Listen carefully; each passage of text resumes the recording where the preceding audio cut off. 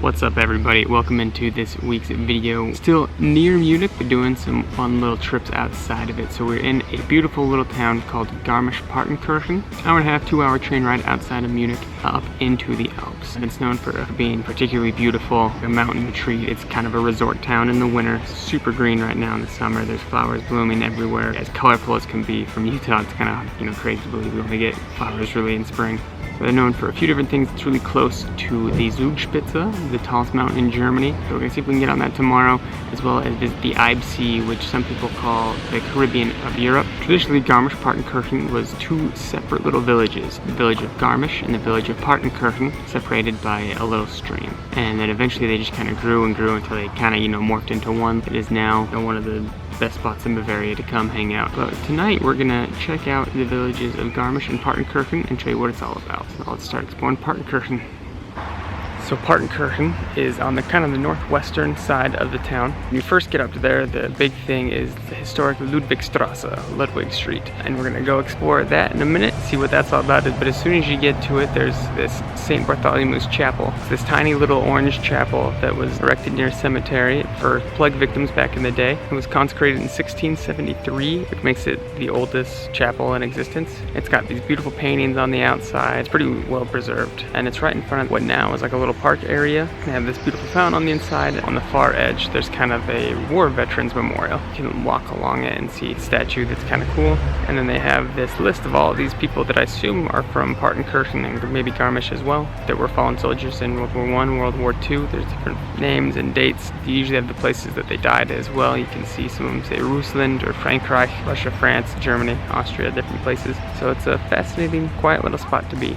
Filled with a bunch of beautiful flowers, and it's a nice little spot where families are eating some ice cream. There's ice cream shops everywhere in Garmisch Partenkirchen from where I've seen. There's just a bunch. Anyways, we're gonna go explore Ludwigstrasse.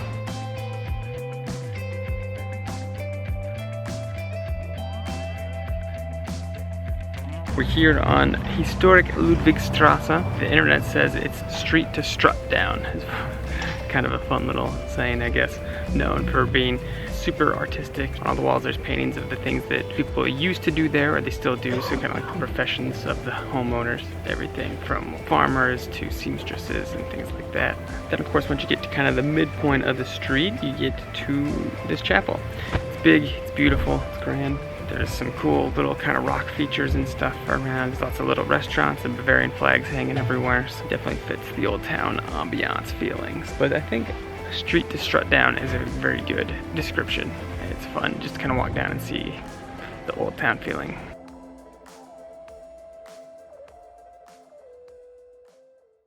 So when you're wandering around Partenkirchen, a local friend told me about a fancy little chocolate shop. So I found it and decided to take a little gander. It was super nice inside, and the worker spoke perfect English and was able to help me make a good selection. So I got a little something for myself and continued walking over towards the river that separates the two villages. Near the river they have a little park area with some bridges and stuff that you can go and hang out on top of and enjoy the river running through the town. So I found a bench, sat down, and tried my haul. First thing I got was a nougat zigara, or a chocolate cigar with nougat in it. It had this crispy outer layer, and the middle was all filled with nougat. It was so rich and so good, but I couldn't finish it in one sitting because it was that rich. So I had a nice little treat for later as well. I also decided to get a Himbeer Weisschokolade bar, which is a white chocolate with a raspberry bar. So the raspberry flavor seeped into the white chocolate, and it was so creamy and good.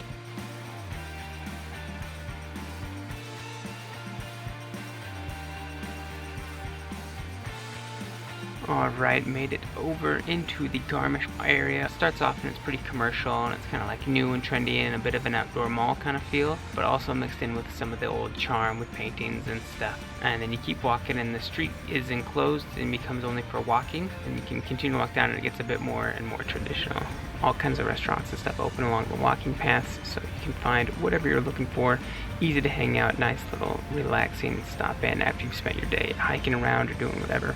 And then you can come hang out in the Kurpark here, or Spa Park. It's reading it. I don't know why they call it spa park. It doesn't have anything to do with spa, but I think it just kind of means like relaxation. They have like different rules and stuff you'd expect, like, you know, camping and whatnot, but then it goes into a little more detail, but like, you know, getting or standing or playing in water, which makes sense. Then it goes into saying like you can't lay on benches and you can't play sports unless it's in the authorized like sport areas. So it seems like kind of just a relaxation area, but it's super pretty, super green, well maintained, kind of a peaceful little hangout. I was wandering around, there was this little like turtle thing that they had made. It was like an art piece slash play place.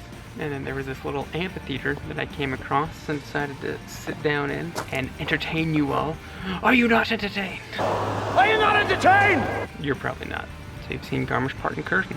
But tomorrow, so like in a few seconds here, we're gonna get on with it and see if we can find some more adventure here in Garmisch. Do some paddling and taking a little cable car up a mountain. So we'll catch you in time warp and fast forward real quick to tomorrow and see you in a few seconds. Time warp.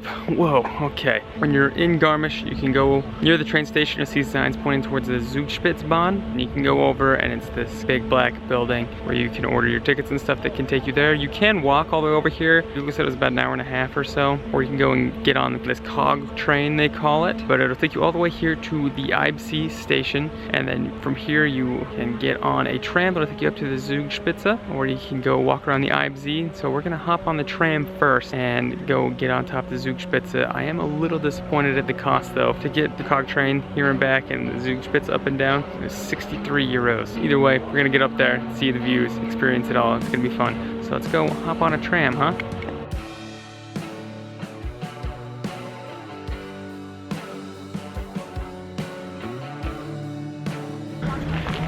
Guten Tag from the top of Deutschland, everybody. We made it to the top of the Zugspitze. So you're down at the other station, you start escalating up this hill mountainside. It's kind of cool. You can see down and you're going along the green.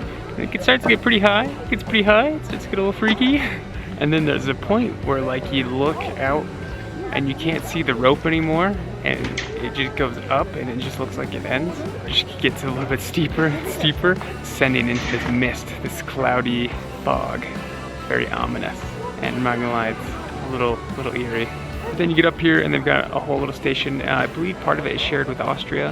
And apparently on a sunny day, you can see up to 400 different peaks in 4 different countries. Germany, Austria, Switzerland, and Italy. You can see they've got a little cafeteria area where you can stop and grab some food if you want. And then if you go up on top, there's plenty of places to get food. You can get some traditional German beer, or bratwurst and stuff. Just make sure you bring your cash. But it's beautiful. You can walk around, you can look down and see the Eibsee. Some people call it the Caribbean of Germany. And then there's also the pole. You can walk out onto the true peak of the Zugspitze, get on top of Germany. You'll see a lot of mountain climbers in line to, you know, take their victory photo. So it's pretty cool. Overall, there's a bunch of stunning views everywhere you look. It's incredible. Even on a day like today, where there's a bunch of clouds, you can still see everywhere. It almost kind of adds to the ambiance too. You know, it feels like you're up in the sky. So yeah, Zugspitze, pretty cool. Come check it out. We're gonna head back down and maybe see if we can find a paddleboard to rent. Welcome to the Eibsee, everybody. Beautiful location here. You know, not the most perfect conditions, but it's all right because we're here. Finally got out on a paddleboard. Freaking stoked about it. Been talking about it all summer. Finally got the chance to do it again here in Germany. As soon as I started looking at places to paddleboard in Germany, when I got the idea, the Eibsee popped up first, and ever since then, it's been like my #1 thing to do here. We made it. We were just right up there in those clouds. Get views of the Eibsee as you're coming down, and then when you get to the resort, you just keep walking a little bit. There's signs that point to the boat rentals, and you can rent little boats there or paddleboards, whatnot. It does close at about 4, he said. I was hoping to get a little bit more, but hey, we got it. Happy just to be here, even though it's not, you know, the best. I'm just happy to be out on the water again, man. I feel alive. It feels great. 20 euros, not too bad at all. Let's have some fun. The sun came out, and there was a glorious moment here in the sun. So I just wanted to document it. Wow. Incredible. This is a story you get only from traveling. But I was flying this drone around, getting some nice shots, and I didn't realize that there was another person on the island. And this fully naked German dude just comes around a rock and didn't even look at me, and I was like, oh, down? Okay. Kind of funny. But absolutely beautiful. Just. This competes with the Lost Lake in Oregon for some of my favorite paddleboarding I've done. That was pre-vlog.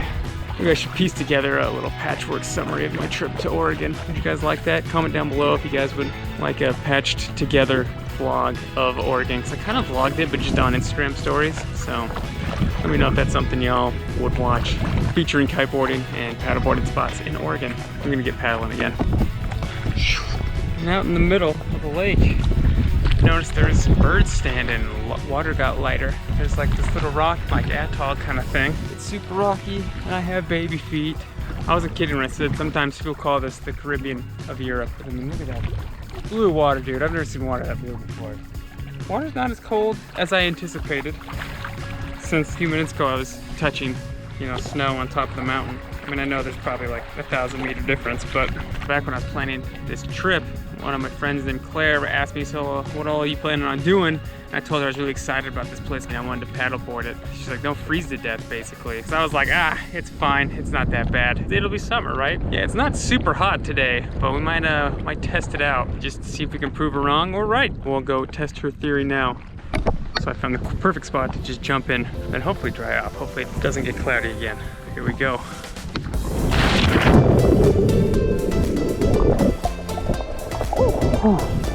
I would have been gonna freeze to death, but it's not warm. Super clear, it's amazing. So yeah, that's nice and refreshing for sure. Honestly, it's not bad. It's nice, dude. I imagine on like a nicer day, this place would be the coolest thing in the world. But let's get on with some more fun. So keep paddling around, and then I went over this little kind of rock walling thing, and I found this little lagoon area. And it's just silent. It's just birds and wind. And it's amazing.